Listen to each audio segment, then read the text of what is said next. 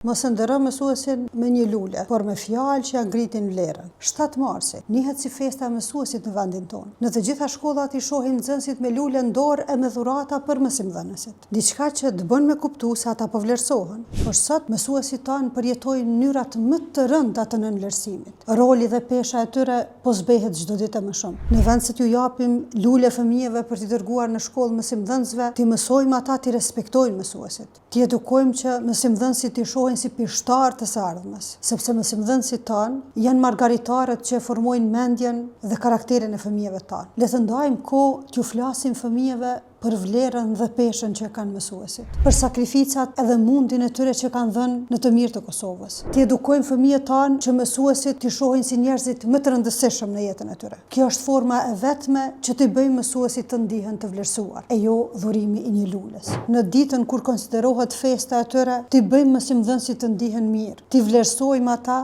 dhe të bëjmë gjithçka që të kthehet autoriteti dikush. Në një vend ku respektohet, nderohet, e çmohet mësimdhënësi, aty çmohet edhe vlerësohet dia.